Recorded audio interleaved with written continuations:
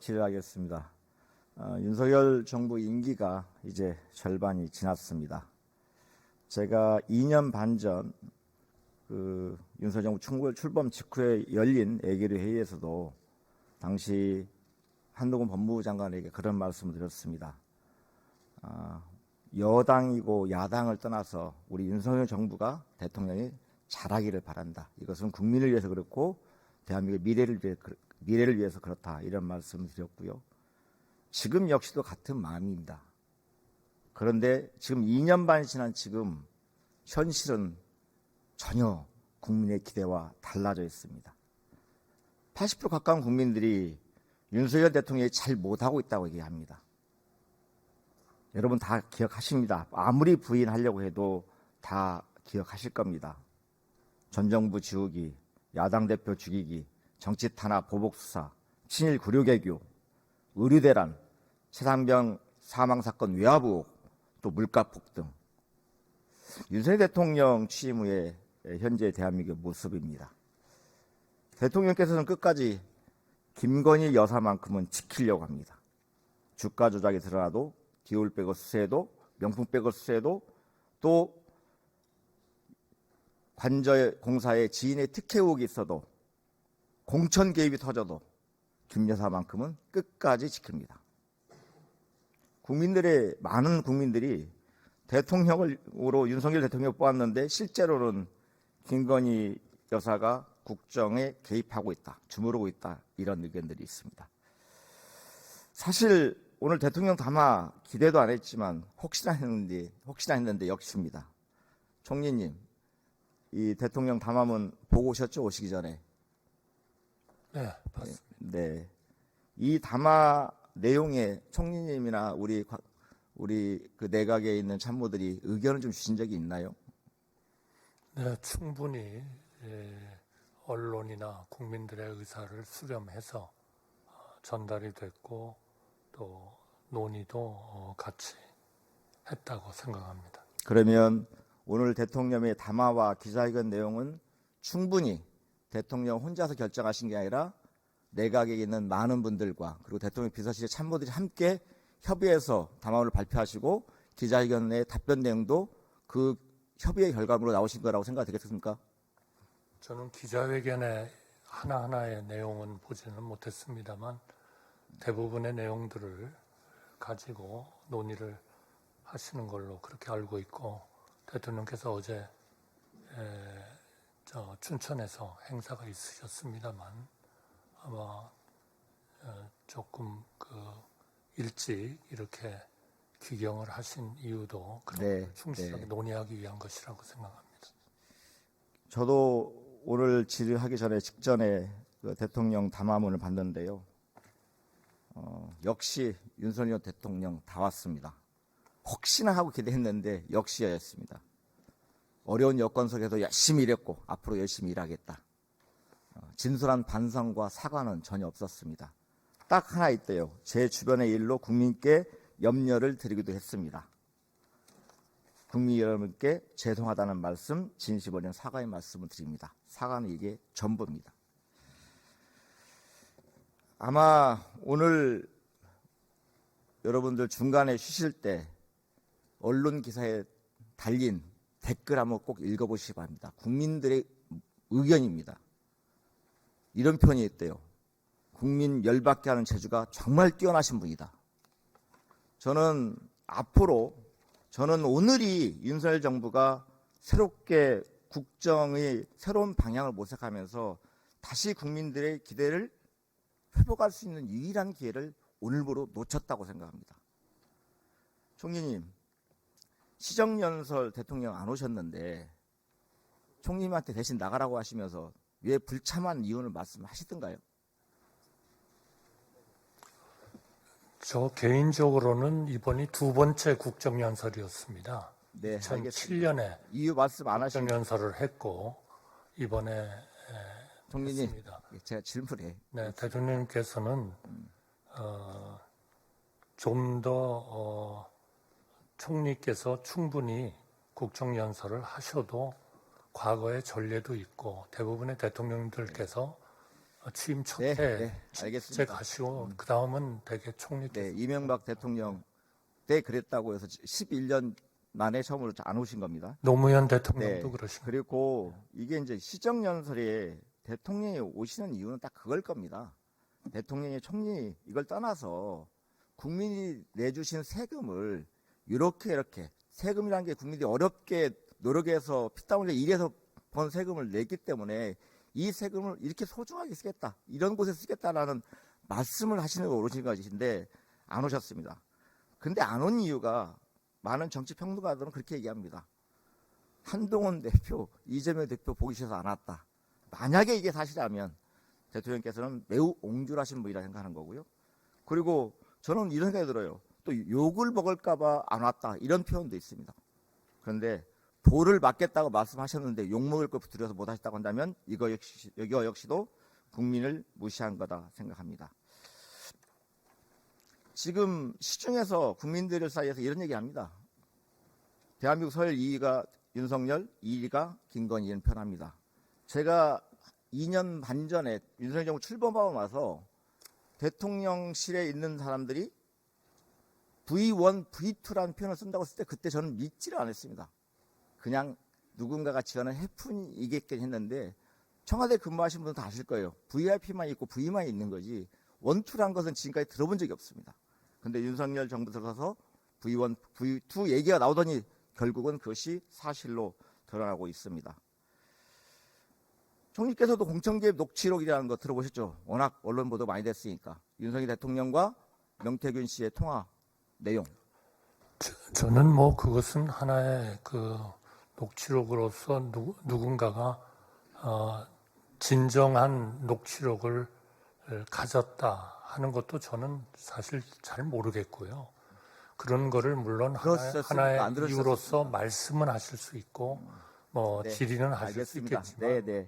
그거를 네, 요거에 대해서도 워낙 그 우기기와 거짓말 많이 하니까 거기에 김영선 해줘라, 이것을 해줘라를 시민들이 회절하라고 표현했습니다. 조롱을 했습니다. 과거에 김영선 의원께서 수산물시장에 가서 수돗물을 떠 드시니까 이번에는 회줘라, 이런 비아냥이 대통령에게 하고 있습니다.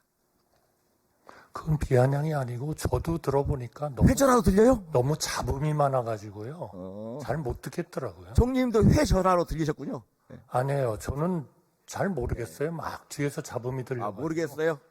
역시 그 어느 자리 윤석열 정부의 총리 어느 자리에서 네. 통화를 하셨는데 그렇게 잡음이 많이 나는지 저는 네. 잘 모르겠습니다. 네, 알겠습니다. 그 윤석열 정부 지금 김건희 여사 특검을 계속 거부권을 행사하고 있습니다. 김건희 여사 지키기는 정말 대통령 포함해서 모든 사람들이 진심입니다. 참모들이 진심으로 김건희 여사 보호에 나서고 있습니다.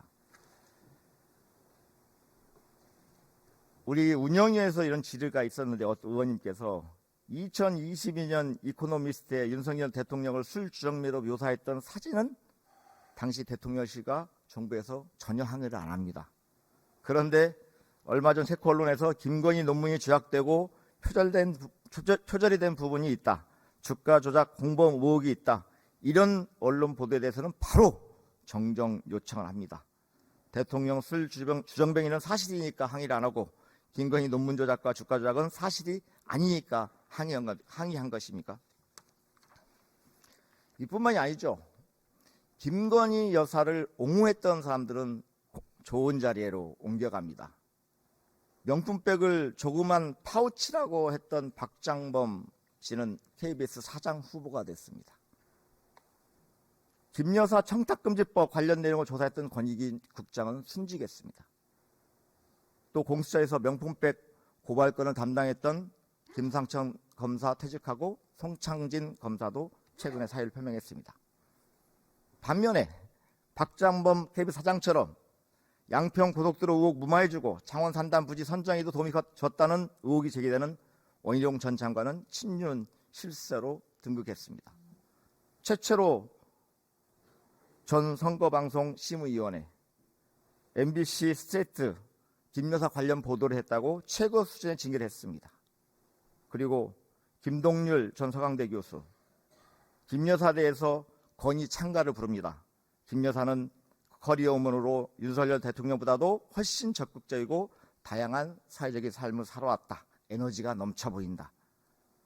그런 그녀에게 한간의 논란을 빌미로 관저에서 조신하게 칩거하기를 기대하는 것은 행여 지나치지 않을까. 이분은 현 방송문화진흥회 이사가 됐습니다.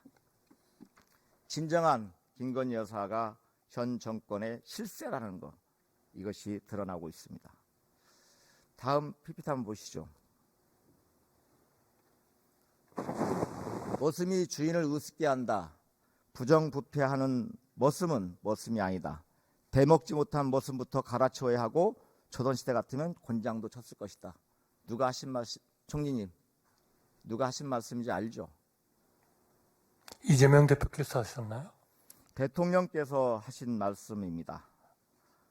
후보실에 윤석열 대통령께서 하신 말씀인데요. 요게 이 표현은 좀 솔직하신 것 같아요.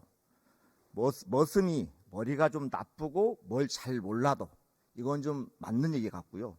그런데 자나깨나 주인 잘 모실 생각만 하면 잘 모실 수 있다. 이런 발언도 하셨습니다.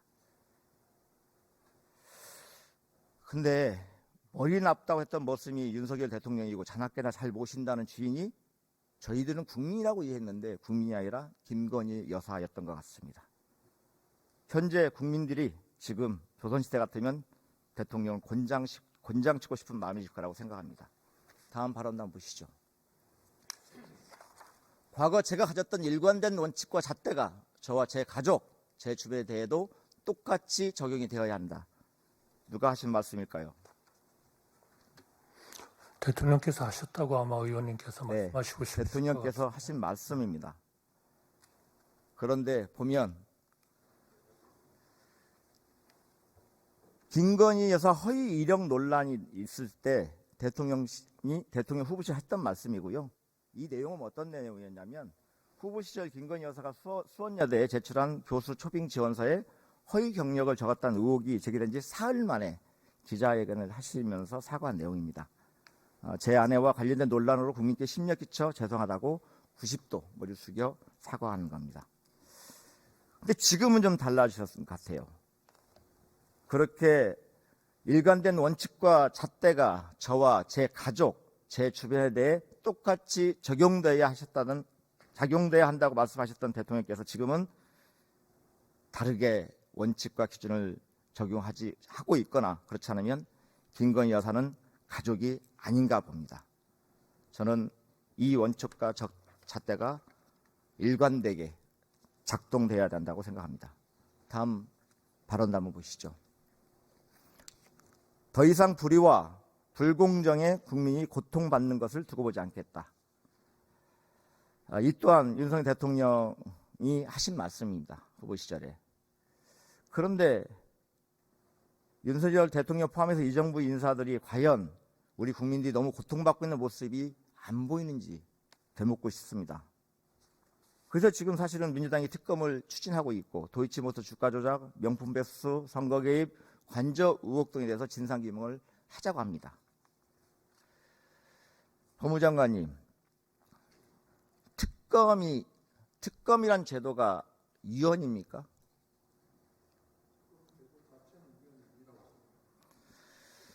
그 박근혜 특검 때 그 당시에 특검을 여당이 아니라 야당에서만 특검 후보를 추천했다는 거 알고 계시죠?